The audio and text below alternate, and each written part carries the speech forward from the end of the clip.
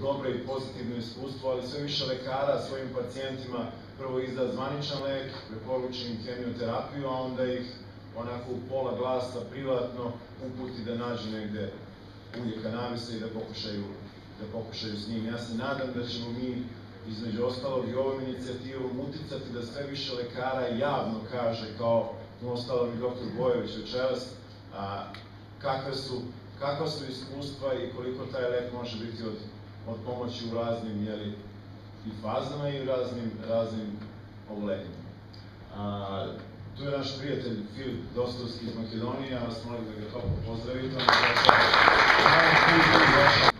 U situaciju kako je trenutno Srbija, znači nisu daleko odmakli, ali imaju ovako puno energije i želje da se izbore za svoje prava.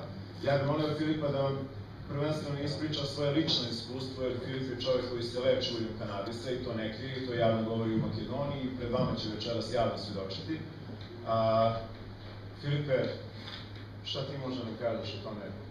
Kako su tvoje iskustva? Jel ti ulje kanabisa pomoglo da pobediš svoj Prvo da kažem jedno drugo iskustvo kako može da bude ispravan mozak.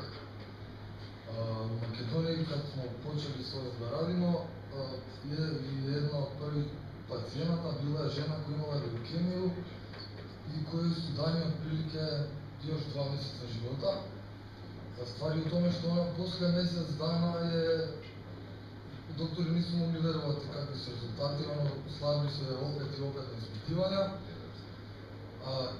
A ona nije znala da koristi ulje od kanabisa. Kad je saznala da koristi ulje od kanabisa, ona je prekinula terapiju, zato što je mislila da je to droga. Posle godinu dana, nažalost, je umrla. U vezi na sve drugo su manje više rekli ljudi što su pričali ispred mene, tako da mogu samo da vam kažem moje iskustvo, da sam ja bio bolestan od Hodgkinsovog limfoma, što je prvi put bilo kad sam imao 15 godina. Liječio sam se hemoterapijom i zračenjem u Ljubljani. Tamo sam prvi put saznao da marihuana može da pomogne, zato što mi je medicinsko lice iz Slovenije dalo prvi put joint, zato što sam puno kašljao od zračenja, meni su zračili ovaj grad, su grudi. Od tada pušim, znači, svaki dan.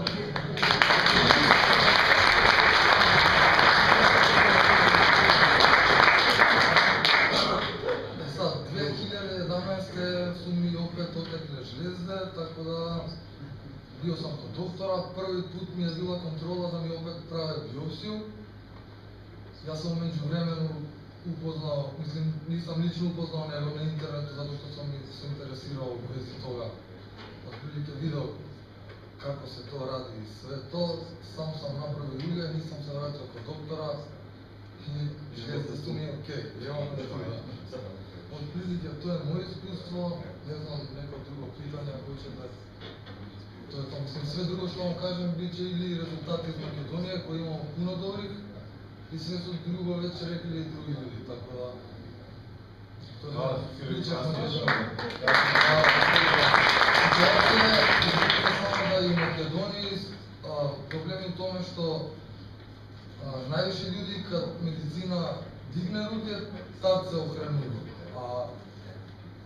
Znači, niko nije umro koji nije koristio hemoterapiju, mislim, ko nije koristio hemoterapiju, koji se nije zračio, se sredio ulja, mislim, 95%. To je to. Onda, doktor je malo pre rekao, moram to da, znači ja ipak nisam doktor, ali moram da vam kažem da sativa nije ta što, mislim da nijedna biljka nijedna vrsta ne može da vas napravi zavisnim, zato što se, na primjer, u Skopju i u Makedoniji indika teško nađe, u stvari se i ne nađe. Najviše rezultata su sa sativom. Samo što ona ima malo više side efekta u glavi, malo je teže da se navikneš, ali to ne znači da ne možeš. Tako da svaka marihuana je medicinska, mislim, nema posebna medicinska, svaka je medicinska. Hvala. Bravo.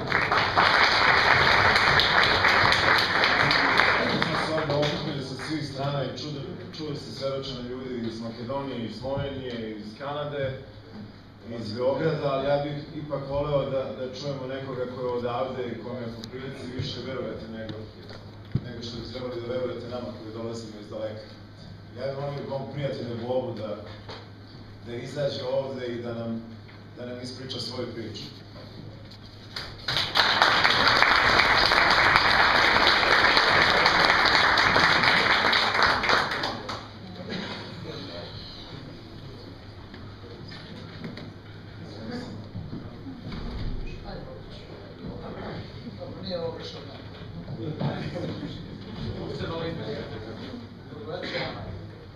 Prvo da pozdravim sve naše goste, gospodina Simpsona, gospodu ovdje, da se zahvalim gospodinu predsjedniku koji je opet imao hrabrosti, s obzirom na sve ovo da organizuje. Dalje ima koliko političke hrabrosti, ne znam, ali ovdje je pokazao hrabrosti i ja mu se u to ime i zahvaljujem, s obzirom da sam da istupam u ime svoje supruge ovdje. Koja je tu inače? Prvo da vam kažem, za sve ovo godine iskustva koje imam ovdje 35 godina radim u Brusu, hoću samo da napomenem jednu relativnost zakonitosti, odnosno zakona. Sve što je danas zakonito, sutra može da bude nezakonito i obrnuto. Stvar je samo interesnih grupa, odnosno vlada i država. To podrazumeva i sve ovo što mi sad odnosno na što se i mi zalažemo, odnosno računajte i nas uz vas, da smo sa vama. To neprijatno iskustvo, samo da vam kažem da smo supruga i ja, odnosno i deca mnogo pre nego što nas je ovo zadesilo, čitali mnogo o tome, informisali se, nismo ni znali da ćemo mi doći u tu situaciju, da spašavamo glavu, odnosno da se borimo za preživljavanje. Bolest nije došla iznenada, posljedica je supruge mnogo rada, stresova i svega ono što ide. Zvatična medicina, počeli smo pretrage, samo ću da bi skratio sve, počeli smo pretrage, spočela je od želuca i što je, da bi na VMA doktor konstatovao na osnovu jednog nalaza, kaže ne, ovo je 100%, ne 100%, ali 99% rak debelog creva i onda, odnosno kancer, onda doživljavate rušenje svega. Sve vam se ruši, ceo svijet vam pada na glavu, vi ste u nekom tunelu, nema svetla, nema ništa, ne znate gde ste. Onda pribranost, sve ono, dajte da vidimo u kome ćemo pravcu i prvo što smo se setili, i supruga, i ja, i deca, i ovo je borba cele porodice, znači supruge Anđelke, i Žarka, i Tanje, i moje malenkosti, da prvo spasimo glavu, pa sve onda dalje da vidimo šta ćemo. Prvo smo se setili kanabisa. Naravno, sve što smo, da ne pričam desno šta, imali smo srećno da stupimo u kontakte i da vam skratim priču, rezultati koje smo mi davali na 7 dana su nas nabirali u podzemlje, stavljali su nas u podzemlje. Svako 7 dana rezultati su padali na dole u onom periodu dok nismo ništa uzimali. Ja poznajem ovdje i mnogo drugih boraca, samo da to ne zaboravim, ovo je digresija, koji su veliki borci u Brusu i koji imaju, vidim da imaju velikog uspeha u borbi protiv ove opake bolesti. Šta se desilo? Samo da vam skratim. Jednog dana mi još nismo počeli zvaničnu neku medicinsku terapiju. Jednog dana ja sam u Kruševcu, bio supruga je bila u bolnici, pozvala i kaže, meni se rezultati popravljaju, krvna slika se popravlja.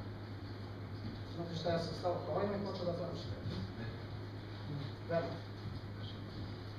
Znate, u onom bezizrazu nešto dođe, može sam sad jedno.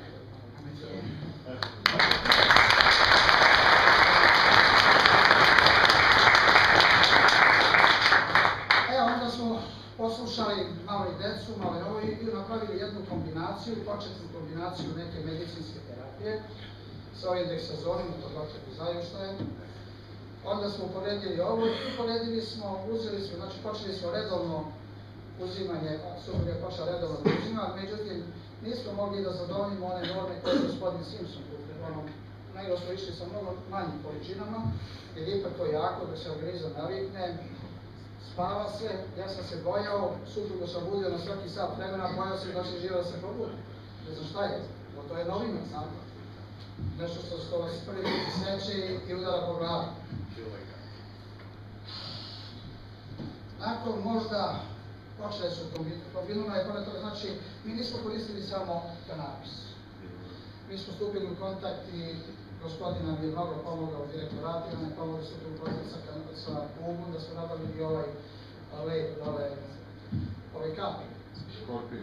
Da, škorpij kapi, pa smo to uzeli, pa sam ja onda sam radio, čitajući opet na internetu, pravio je tinturu od maslačka, koja je isto tako veoma delotvorna i kombinovali smo sve to. I da vam kažem da je posle možda nekih mesec dana počeo rezultati naglo da se popravljaju. Naglo da se popravljaju.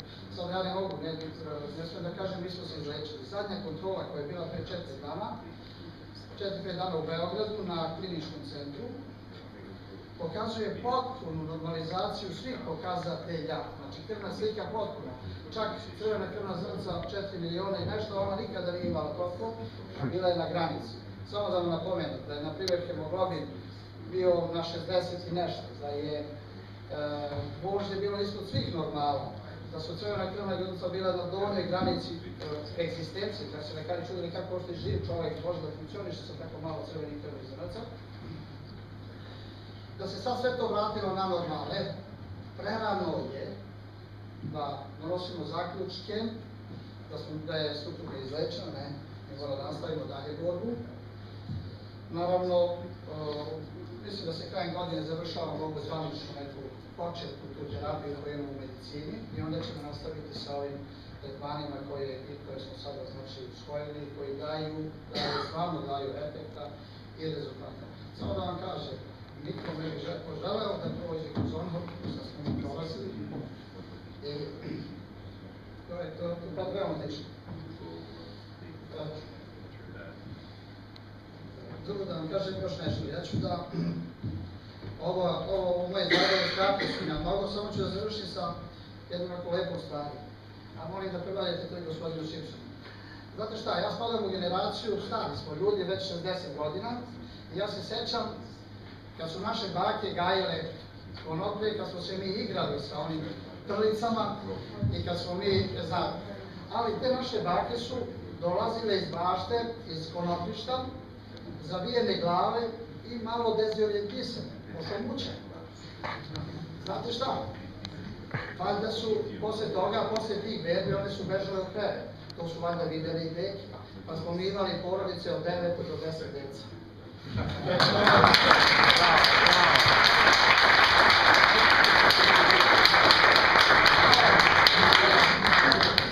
Hvala Bobi.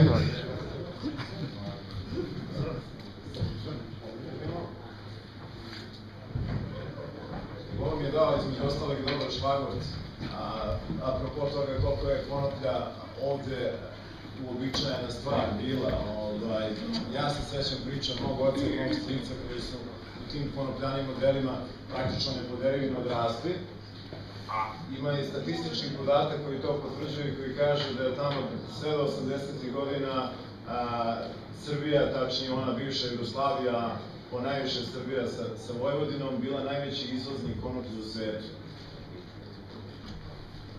Znači, pristali smo na nešto što su drugi diktirali, pristali smo na neka pravila koja su nas lišila ne samo leka, nego malo pre Erik Simpson pomenuo da je to stvar koja u mnogim sferama života može doneti boljitak ovoj državi koja je, znamo već sami kako, napaćena, iskorištena, opljačkana, u kojoj mladi ljudi školovani iz koje beže, u kojoj imaju malo uslova da nastave život i rad.